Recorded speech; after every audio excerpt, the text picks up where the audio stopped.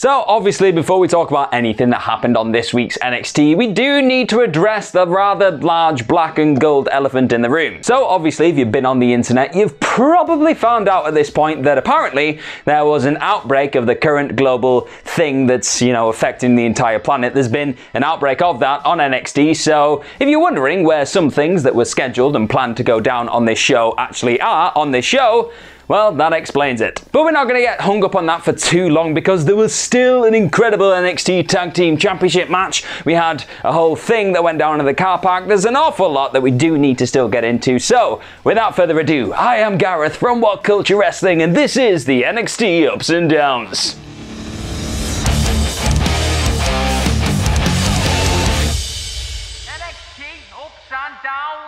So at the end of last week, we obviously did talk about Finn Balor taking on Adam Cole for the NXT Championship. Finn Balor obviously retained his belt, and then Adam Cole and Kyle O'Reilly just started fighting. That was its whole thing, but the final shot, the final thing that went down on that show was Finn Balor turning around, seeing Karrion Kross there, just stood there looking like an absolute menace. He stood there and he was like, "Oh, you took your time, didn't you?" I don't know if he said that exactly, but it was along those lines. So then, wasting absolutely no time, he was literally stood in the middle of the ring at the start of this show and he was like, "Yep, I want to fight that guy at TakeOver Stand and Deliver because I've been waiting for Doomsday and I don't know where it's been. I've been waiting for it for ages," which seems rather insane. Why would you go looking for Doomsday? So the absolute tank that is Karrion Kross then made his way into the ring. He was like, "Yep, cool, I appreciate that. Thank you very much for giving me this match. I've got all my business sorted that I was doing elsewhere before I came back to get my baby back. But we need to prove who the real champion is once and for all." And then just as Scarlett was beginning to go off on this big rant about how she'd looked into the cards and seen two champions laced in gold, which isn't what I see when I look at cards. It's normally a queen, a king, and a lot of twos. I'm not very good at poker. So before she could really get into any of that, Danny Burch and Oney Lorcan, they just walked out and they were like, lads, we don't like you. And then they just started massively putting over Pete Dunne. They were like, he's the best technical wrestler in the world. He's better than you, he's better than you, he's better than everybody. But then this then led to Scarlett going outside and she was like stroking them and being all persuasive. And she was like, "I think you should put the belts on the line tonight against Karrion Kross and Finn Balor." And they were like, "Oh, that's a very good idea." So there you go. That's your main event for tonight. We're going to have Danny Burch and Oney Lorcan defending their NXT Tag Team Championships against Karrion Kross and Finn Balor because Scarlett is incredibly persuasive. Go figure. But I liked all the components in the segment and the fact that we've got this big takeover event now. The main event, it is cemented, it is going to happen, so it's getting up. Hot on the heels of this segment, we had our first match of the night, and it was getting it down. Sadly, it was Dexter Lumis against Austin Theory, and my head just really hurts. Before the match even happened, before they even got in the ring, Austin Theory was on like a Zoom Skype call with Johnny Gargano and Candice LeRae, who were at home for reasons. And Johnny was just like, "Oh yeah, we can't be there now because this is the last stage of your therapy. You've got to go it alone, but I've given you some Wolverine attire to wear, so we're with you in spirit." And then just really quickly, we're going to bring that Gargano meter up here. There it is. I'm going to give a 65% to the moment where Austin Theory went to do the high five to Johnny Gargano, and he wasn't there, so he just like held his hand, looked at it, and I thought he was going to burst out into song. He didn't, but I still chuckled. And you know what? I'm not going to sit here and absolutely slate the match itself because it was really good. Both of these guys are able to do things in the ring that people of that stature, that build, that absolute monstrosity, muscle, all the rest of it, they should not be able to do these things. You always have the incredible moment where Dexter Lumis does like his kip up leg drop thing. That always pops me. And Austin Theory is he is an absolute prodigy. Look at him, he's a specimen. But I just couldn't get over the fact that this entire match was pretty much happening because Austin Theory was annoyed that he thought Dexter Lumis thought that he didn't have very good abs.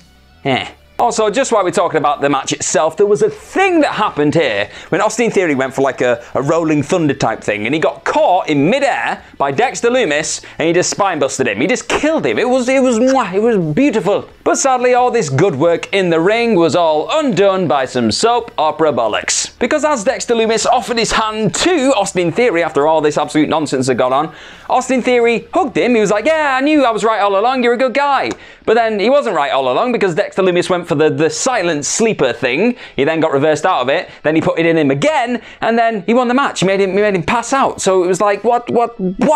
Look, I don't mind the fact that it was a sort of clean win for Dexter Lumis over Austin Theory. That's fine. But it's more the fact that Johnny Gargano pretty much said that, yeah, Dexter Lumis doesn't really care about you. He's just using you, and he's never give a crap about you in the first place. And based on this match and the way things went, he was right. So who the hell are we rooting for? My head just really hurts from all that, so I'm going to move on. Just before Mackenzie Mitchell could then go backstage and have a chat with William Regal about just what's going down in the world of NXT, Tommaso Ciampa then hijacked the interview and he was like, Toothless Timmy is not on this show, so I've got a feeling it was something to do with Imperium. And at this moment, I was sat at my desk wearing my Toothless Timmy t-shirt, and I just felt cheated. He then told Mackenzie to go and find Fabian Eichner and Marcel Bartel and just say, yeah, I'm going to go and beat up like Alexander Wolf later, so if they ask where he is, that's where he is, and I'm going to go and beat him up in the ring.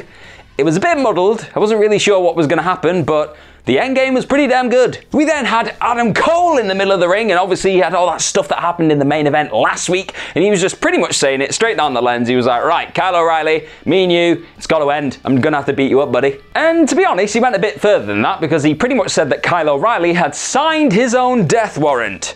So yeah, he's gonna kill him. But before he had the chance to actually, kill him, William Regal came out and he was like, no, you can't kill him because Kyle O'Reilly was not medically cleared, and now you've fought each other, he's even more not medically cleared, so he's even more not gonna be here. That was kind of the gist of it. So just because he was barred from the CWC did not mean that he couldn't arrive in Skype form, because then he popped up on the screen. He was like, Adam Cole, I don't like you very much. You tried to end me, you tried to end my career, so I'm gonna end you. After this, Adam Cole then went up to William Regal and he was like, right, if he's going to try and end me, I'm going to try and end him before he ends me, because if he ends me before I end him, I can't end him. That's literally what was happening here. And to be honest, I'm just going to tie all this in together because it was a show-long thing, and if we just keep going back to it, you're gonna go mad. So later in the night, he spoke to Mackenzie Mitchell, Adam Cole, and he was like, right, I'm going to get this guy, Kyle O'Reilly, if it's going to be in the car park when I get home, I'm going to get him. And then William Regal was ordered outside later in the night. He was like, you've got to come outside. Adam Cole's in the car park, stuff's going down. And then when he got outside, it was Kyle O'Reilly and Adam Cole in handcuffs going, rah, rah, I hate you, bleep, bleep, bleep, bleep, bleep, bleep. There was just bleeps everywhere. And apparently, according to Adam Cole, Kyle O'Reilly had tried to run him off the road in a car. He tried to kill him with a car. Now, I'll be honest, the early couple of segments, they didn't really do it for me. I just felt like the entire thing had been derailed, probably by the thing that we spoke about earlier on in the show. But this was a bit of a swerve. Kyle O'Reilly was there. It was a way of maybe tricking us all into thinking, he's not in the arena, he is there. It was just craziness. They hated each other. It seemed legitimately like these two wanted to rip each other's heads off. And to be honest, I'm actually quite excited to see what William Regal does say next week, because he was like, right,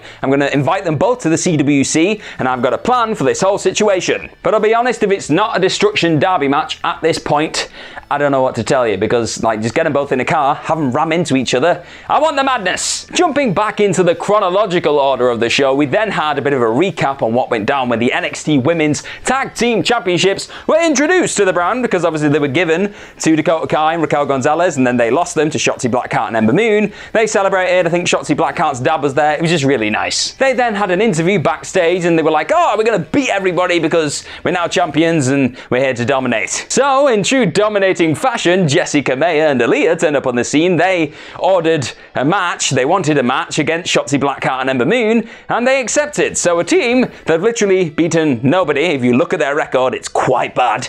They're now going to get a chance to take on the champions who said they're going to be dominant by beating people that never beaten anybody.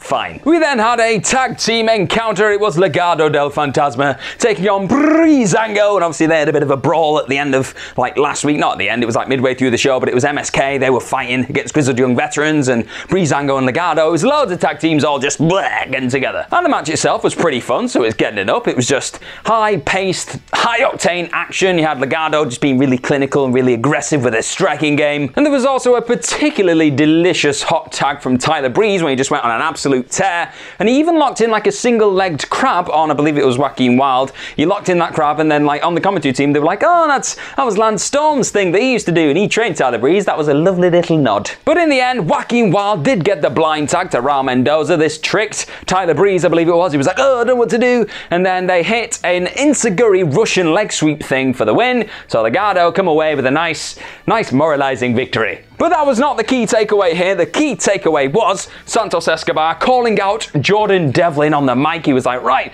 where's this guy who's the wannabe champion? I'm going to beat him up. So Jordan Devlin then came out to the ring. He'd turned up in a Ford Mustang or something earlier in the night. He was in the ring and he was like, well, I'm the real champion because, I never lost the belt and everyone just forgot about me. And that was something that pretty much Escobar said. He was like, the only reason you're still champion is because everyone forgot you had the belt. And I think it's a pretty valid point at this stage. But Escobar then went on to say he was the person who redefined what it is to be a cruiserweight, and he was feeling quite given. He was like, oh, Devlin, I will give you a chance. I'll give you a chance at TakeOver to take me on and prove who is the real cruiserweight champion. So Jordan Devlin responded by headbutting him and slamming him. You know what? No, not having this. Jordan Devlin, you're not my champion. Hashtag not my champion. I want Escobar to absolutely beat the crap out of you. We then had a really brief package advertising the signing, the brand new signing of Sarray. I believe I'm saying that right. She has now joined the NXT women's division. A huge signing from the looks of it. She looks like an absolute badass. So yeah, I was really excited about that. Moving on after this, we then had a one-on-one women's division match. Zoe Stark taking on Dakota Kai,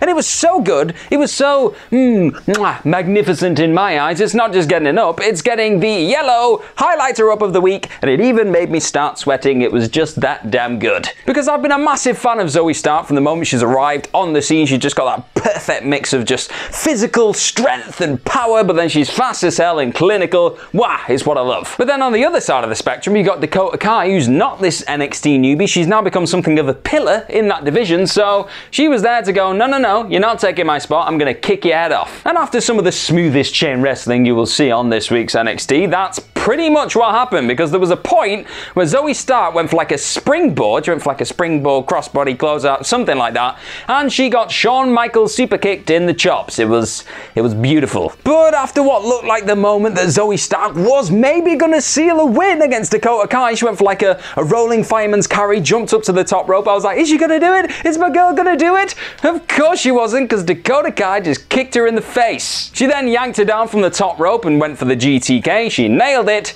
got the victory, and I just really enjoyed the match. So yeah, I can't say anything other than it was just damn good. But yet again, it seemed like the biggest talking point coming out of this was the stuff that happened afterwards, because Io Shirai came out just as Dakota Kai was getting in Zoe Stark's face, like, ha, I beat you, you're not as good as me. She came out and she had a contract in her hands, and she just completely disrespected Dakota Kai. She was like, oh yeah, I've beaten you, let's just get you out of the way. Contract, bang, there you go, Raquel Gonzalez. Fight me. And as we found out later on in the show, Raquel Gonzalez and Dakota Kai will be taking on Io Shirai and Zoe Stark next week. And it seemed like for a little moment, a little brief moment, Raquel Gonzalez wasn't fully on board with that idea. She was like, well, I've got this contract. I can fight Io Shirai whenever I like. Why should I fight it with you, Dakota Kai? And she was like, no, we need to bounce back as a team. And she was like, okay, I got you.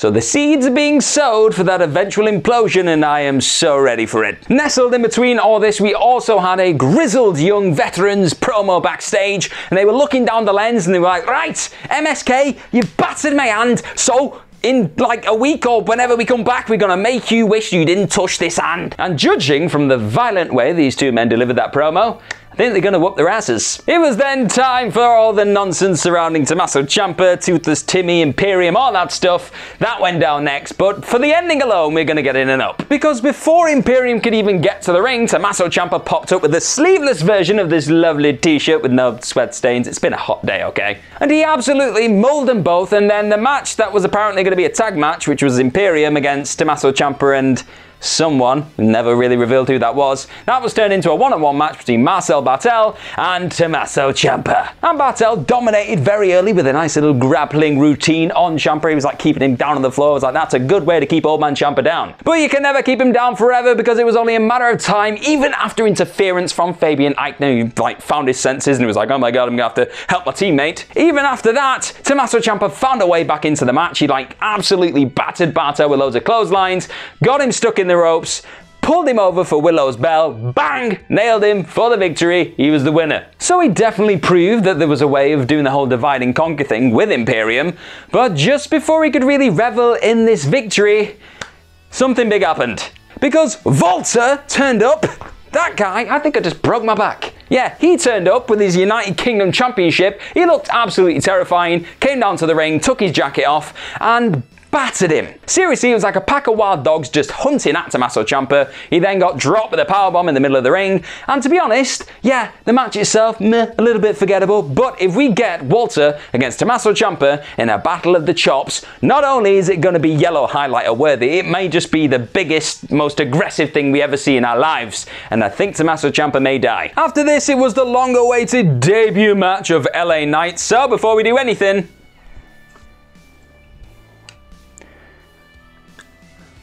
let me talk to you.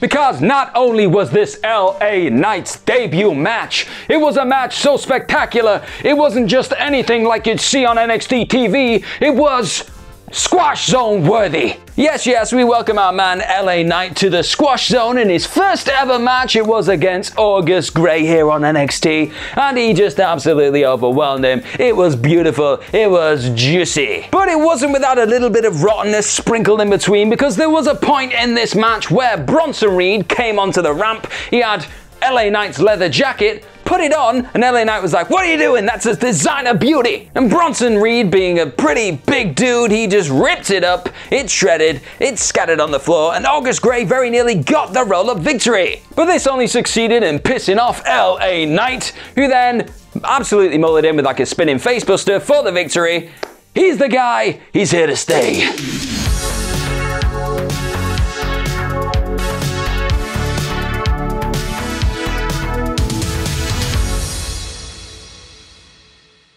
A tiny little Xia Li video followed this, and she pretty much just said resistance will not be tolerated. And I believe her. And it was main event time suddenly. I don't know how fast this show went, but we did have Karrion Kross and NXT champion Finn Balor taking on Oney Lorcan and Danny Burch for the NXT tag team titles. And the entrance. Oh, I could just sit here and scream and wax lyrically about it all day, every day, but you know I love this thing, so that alone just gets its own little up. And I love the way this match started, because Karrion Kross just absolutely mullered Oney Lorcan, and they was like, "Right, Danny Burch, your turn." And they did the same to him. He's just a force of nature. We did have Finn Balor trying to prove himself that he could dominate everybody just as good as Karrion Kross could, but in honesty, he couldn't. Because Oney Lorcan found a way to stifle Finn Balor, keep him nailed to the mat, and that's one way of keeping the NXT champion down. And also, Danny Burch was on the outside receiving medical attention because he'd had a bit of a nasty bump after like a double suplex from Karrion Kross, which was a suplex and not somebody putting hands on the hips like the Superman. But this is the Prince, the Cat, the Kitty Litter King himself, and after a while he just started chopping everybody, started chopping Oney Lorcan, just battered Danny Burch, and then he drop-kicked Oney Lorcan into Scarlett, which was not a good idea. Why'd you do it? Because of course this really pissed off Karrion Kross, who then threw Balor into the barricade, threw him back into the ring. He then got uppercutted by Oney Lorcan, lost the match for his team, so obviously Oney Lorcan, Danny Burch, well, he still got the belts, yeah. But then they didn't have a chance to celebrate because Karrion Kross killed Oney Lorcan with 2 Doomsday Saito suplexes. And then after this, he hit Finn Balor with the same thing, the Doomsday Saito suplex, and then looked to be putting him in the cross jacket, but then Scarlett was like, no, he's had too much. She like picked him up and she was like, "Oh, it's fine, Finn. It's not fine. Time's up. Forearm to the back of the head." Yeah. Honestly, Karrion Kross he frightens me. I sit at my TV screen and I just start shivering, I start getting the cold sweats. It's just too much for me. I honestly feel like Finn Balor may have bitten off more than his surgically repaired jaw can chew. But you know what? I kind of can't wait to see him get his head bitten off by Karrion Kross.